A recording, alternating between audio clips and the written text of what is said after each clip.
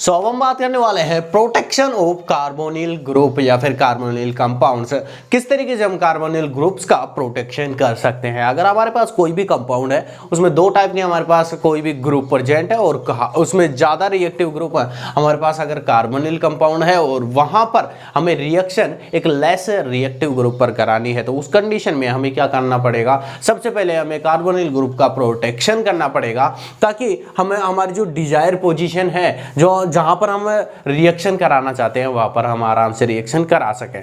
तो अगर carbonyl compound या फिर कार्बोनिल ग्रुप प्रेजेंट है तो उसे हम किस तरीके से प्रोटेक्ट कर सकते हैं, वो आज की इस वीडियो में हम देखने वाले हैं। तो स्टार्ट करते हैं, ठीक है। For the protection of carbonyl compound following protecting group are used, यानी कि कुछ हमारे पास प्रोटेक्टिंग ग्रुप्स हैं जिनको हम यूज कर सकते हैं for the protection of carbonyl group या फिर कार्बोनिल कंपाउंड, ठीक है। फर्स्ट है हमारे पास acetal and ketal as a protecting group.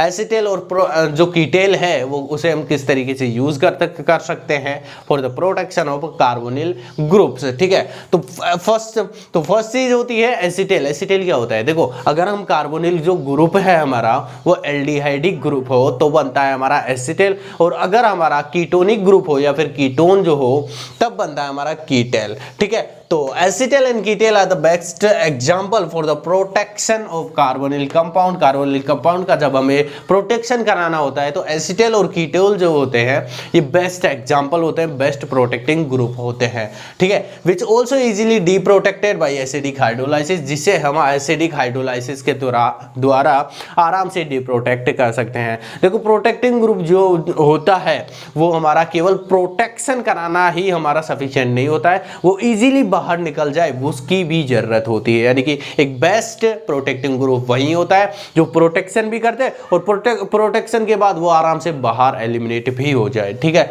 तो जो हमारा एसिटेल है और कीटेल है वो अच्छे से बाहर हो जाता है, आराम से बाहर हो जाता है एसिडिक हाइड्रोलाइसिस कराने से, ठीक है।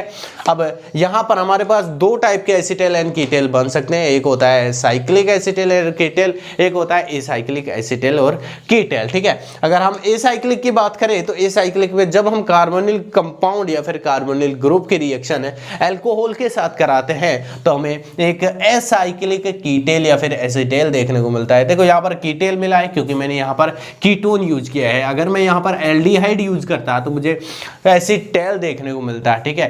तो यहाँ पर कीटेल हो गया, अब इसका हाइड्रोलाइसिस कराएंगे तो हमें वही कीटोनिक ग्रुप और एल्कोहल देखने को मिलता है। देखो ये रिएक्शन किस तरीके से हुई है वो देखते हैं। यहाँ पर हमारे पास क्या है, कार्बोनिल ग्रुप है।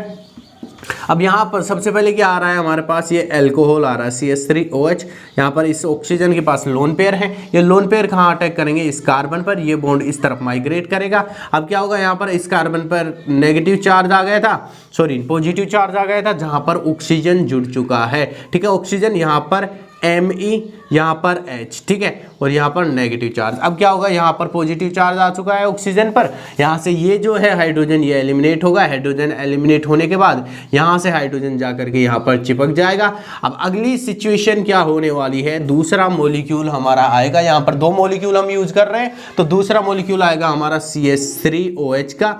अब ये CH3OH का आएगा, यहाँ पर ऑक्सीजन जो है ये ऑक्सीजन वापस यहाँ पर अटैक करेगा, लेकिन उससे पहले क्या होगा, उससे पहले यहाँ पर जो ये एल्कोहल है हमारा मेथेनॉल जो है ये H+ देगा, H+ देगा तो ये OH2 बन जाएगा, और OH2 पॉजिटिव बनने के बाद यहाँ से H2 बाहर हो जाएगा आराम से, और यहाँ पर जो ये बना है ये जो है ये आराम से यहाँ पर अटैक करेगा और हमें कुछ इस तरीके से देखने को मिलेगा OMe, ठीक है। और ये ही हमारा ये है, इसका हाइड्रोलाइसिस कराएंगे तो यहाँ पर H, यहाँ पर H, यहाँ पर OH। अब देखो यहाँ पर एक ही कार्बन पर दो OH आ चुके हैं, दो OH एक ही कार्बन पर अनस्टेबल होते हैं, इसलिए वो तुरंत H2 मॉलिक्यूल बन करके बाहर निकल जाता है। इसलिए यहाँ से H2 मॉलिक्यूल इस तरीके से बाहर हो जाएगा और यहाँ पर हमें कार्बोनिल ग्रुप देखने को मिलेगा, ठीक। तो इस तरीके से हमारा एसाइक्लिक कीटेल या फिर एसिटेल बनता है।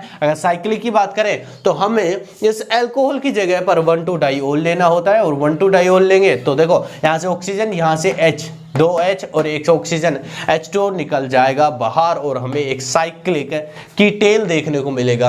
अब देखो साइक्लिक कीटेल बना है क्योंकि यहाँ पर मैंने कीटोन यूज किया है, इसलिए मेरे पास कीटेल बना है। ठीक है, एसीटेल बनता अगर मैं यहाँ पर एल्डिहाइड यूज करता। ठीक है, अब देखो यहाँ पर ये बनने के बाद इसका डी प्रोटेक्शन आराम से कर देंगे हम। यहाँ से यहाँ पर देखो, यहाँ पर H, यहाँ पर H, यहाँ पर OH, यहाँ पर OH। ठीक है, ये आराम से बाहर निकल गया और हमें एज इट इज हमारा प्रोटेक्टिंग ग्रुप भी मिल गया और हमारा कार्बोनिल ग्रुप भी मिल गया। ठीक है, तो जिस तरीके से होता है एसिटेल एंड कीटेल के द्वारा प्रोटेक्शन। ठीक है, अगली चीज है बाई डाइथाइन एसिटेल। ठीक है, बाई डाइथाइन एसिटेल के द्वारा भी हम आराम से प्रोटेक्शन करा सकते हैं। देखो डाइथाइन जो कंपाउंड होता है, डाइथाइन का मतलब होता है हमारे पास 2 थायो ग्रुप होंगे, यानी कि SH ग्रुप 2 होने वाले हैं। ठीक है, अब यहाँ पर हमारे पास 1,3 डाइथाइन, ये जो कंपाउंड है इसका नाम है 1,3 डाइथाइन, क्योंकि 1,3 डाई यानी 2 थायो मतलब SH ग्रुप, 1,3 डाइथाइन पोजीशन पर SH ग्रुप प्रेजेंट है। अब देखो सिंपली क्या होगा, ऑक्सीजन यहाँ से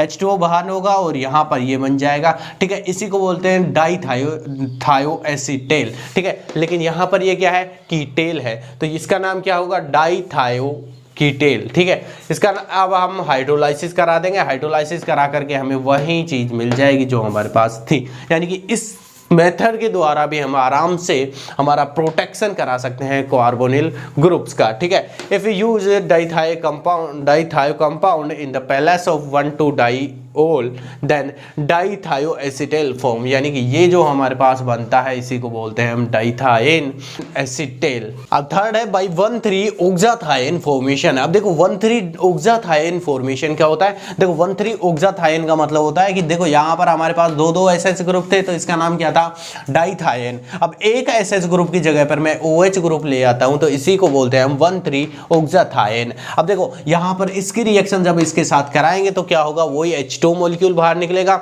लेकिन अब हमें ये देखने को मिलेगा यहाँ पर S था पहले, यहाँ पर ऑक्सीजन आ चुका है क्योंकि यहाँ पर OH है। ठीक है, अब इसका ये यहाँ पर इस तरीके से प्रोटेक्शन हो चुका है और प्रोटेक्शन के बाद डी प्रोटेक्शन इसका काफी स्पेशल है, क्योंकि यहाँ पर डी प्रोटेक्शन के लिए हम एसिडिक हाइड्रोलाइसिस का यूज नहीं करते हैं जो हम पहले कर रहे थे, क्योंकि अगर हमारे पास एसिडिक मीडियम प्रेजेंट नहीं है, एसिडिक कंडीशंस हम प्रोवाइड नहीं करा सकते हैं रिएक्शन में, तो हम इस मेथड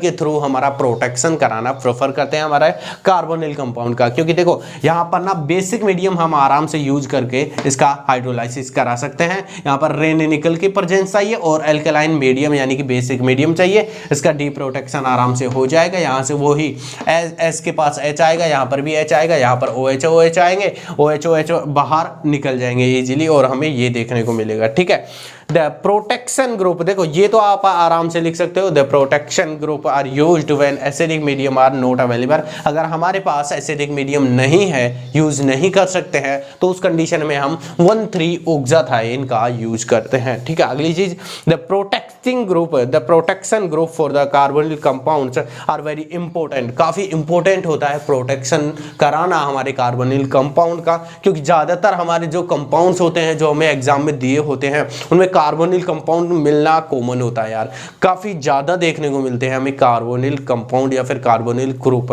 ठीक है, तो उनका प्रोटेक्शन कराना काफी इंपॉर्टेंट होता है, क्योंकि यार वो जो ग्रुप हैं अगर हमारे ज्यादा रिएक्टिव है और वहां पर रिएक्शन नहीं करानी है तो वहां पर उसका प्रोटेक्शन कराना ही पड़ेगा, ताकि हम हमारे एक प्रॉपर वे के थ्रू हम प्रोसीड करा सकें हमारे रिएक्शन को। ठीक है, तो इनका जो प्रोटेक्शन है वो काफ़ी इंपॉर्टेंट है and used for the selective reaction. इसका यूज हम सेलेक्टिविटी के लिए यूज करते हैं, सेलेक्टिव रिएक्शन को ऑब्टेन करने के लिए यूज करते हैं and also used for reversal of polarity of aldehyde group. Reversal of polarity क्या होती है ये आपने देख लिया होगा, या फिर अगर आपने नहीं देखा है या फिर आप नहीं जानते हो तो मेरी वीडियोस देख सकते हो, जो जिसमें मैंने फर्स्ट यूनिट जब कंप्लीट कराई थी, यानी कि डिस्कनेक्शन की जो फर्स्ट यूनिट थी उसमें हमारा एक टॉपिक आता है रिवर्सल ऑफ पोलरिटी, जो कि काफ़ी इंपॉर्टेंट होता है। वहाँ पर मैंने अच्छे से एक्सप्लेन किया था कि रिवर्सल ऑफ पोलरिटी क्या होती है।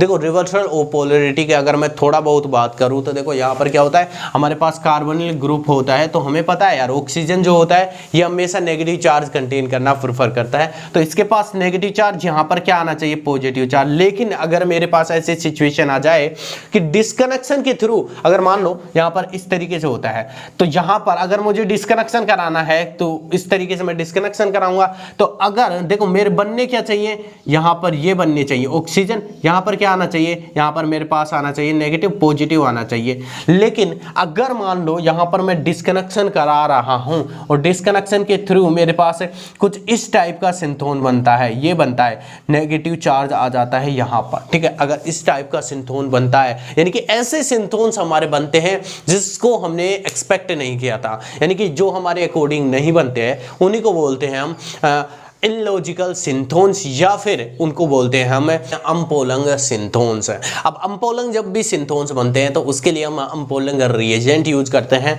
जो कि मैं यहाँ पर दिखाऊंगा कि किस तरीके से हम अम्पोलंग रिएजेंट यूज करते हैं।